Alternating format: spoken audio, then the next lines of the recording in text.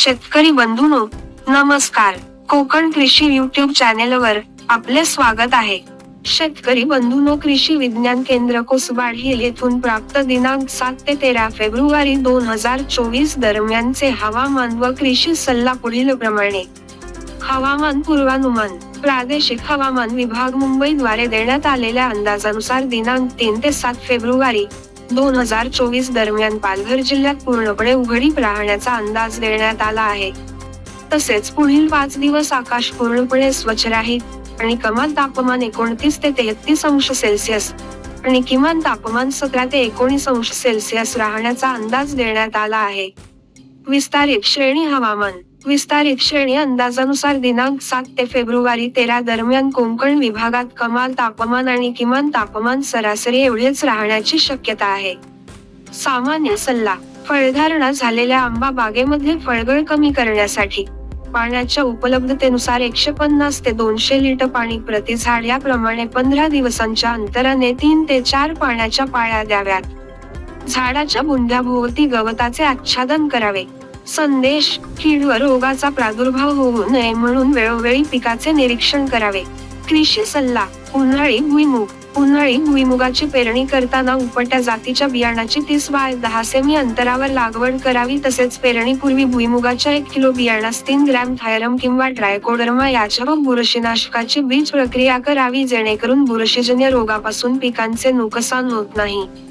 व त्यानंतर 10 kilo बियाणास 250 gram या प्रमाणात रायझोबियम या जीवाणू संवर्धन खताची प्रक्रिया करावी.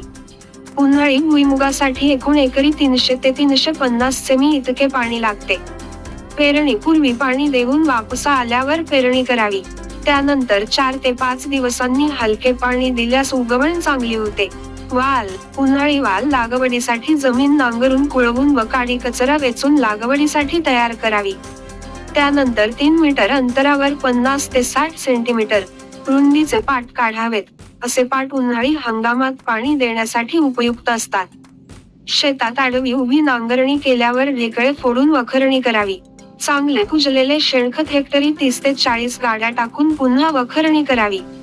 वाल पिकाची लागवड सपाट वाफ्यात दांडाचे काठाने लहान आळ्यामध्ये बी टोकून 45 बाय 20, 45 बाय 15 सेंटीमीटर ठेवावे. वाल पेरणीकरिता हेक्टरी 40 ते 50 किलो बियाणे वापरावे. आंबा.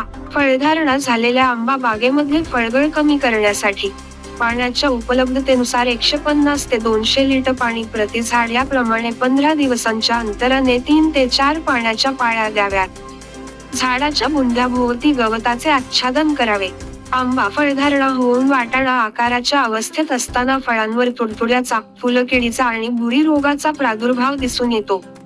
मोहूर संरक्षण वेळापत्रकानुसार चौथी फवारणी म्हणजेच तिसऱ्या फवारणीनंतर 15 दिवसांच्या अंतराने थायमिथोक्साम 25 WG 0.1 ग्रॅम अधिक बुरी रोगाच्या नियंत्रणासाठी हेक्साकोनाझोल 5 EC 0.5 मिलीलिटर किंवा सल्फर 80 WDG 2 ग्रॅम प्रति लिटर पाणी प्रमाणे करावी.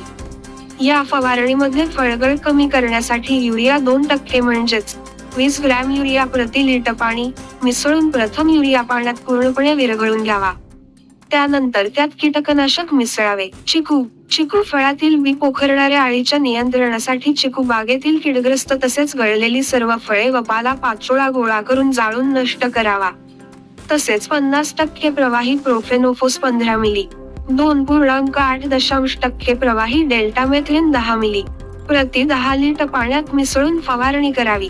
चिकूची काढणी करताना फळे परिपक्व झालेली असावीत. तसेच फळे काढणी झाल्यावर प्रतवारी करूनच विक्रीला पाठवावी.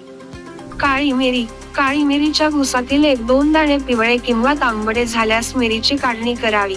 नंतर बांबूच्या करंडीत किंवा मलमलच्या कापडात भरून उकळत्या पाण्यात 1 मिनिट बुडवावे व उन्हामध्ये 3 ते 4 दिवस चांगले वाळवावे. कलिंगड. कलिंगड पिकामध्ये नागाळीचा प्रादुर्भाव दिसून येण्याची शक्यता असून नागाळीच्या नियंत्रणासाठी 4% निंबोळीर किंवा कडूनिळू कीटकनाशक आझाडिरेक्टिन 10,000 ppm 20 मिली किंवा प्रोफेनोफॉस 50% प्रवाही 20 मिली पाण्यात मिसळून फवारणी करावी. मिरची भाजीपाला. सद्यस्थितीत मिरची पिकावर फुलकिडे, कोळी व पांढरी माशी या रस शोषक किडीमुळे चुरडामुरडा, बोकड्या रोगाचा प्रादुर्भाव होऊ शकतो. या किडी पानातील रस शोषून घेतात, त्यामुळे पाने सुरकुततात व पानांची वाढ खुंटते.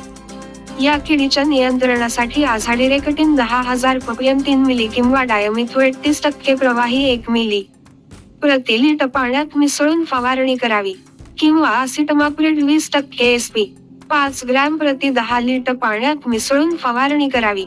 तसेच निळ्या रंगाचे चिकट सापळे एकरी 20 ते 25 या प्रमाणात लावावेत. सदर कृषी सल्लापत्रिका गोखले एज्युकेशन सोसायटीचे कृषी विज्ञान केंद्र, कोसबाड हिल येथील तज्ञ समितीच्या शिफारशीनुसार तयार करून प्रसारित करण्यात आली आहे. शेतकरी बंधूंनो, अशीच उपयुक्त माहिती सतत मिळविण्यासाठी आमच्या चॅनलला सबस्क्राईब करा. माहिती उपयुक्त वाटल्यास लाईक, कमेंट्स व इतर शेतकऱ्यांना शेअर करा. धन्यवाद.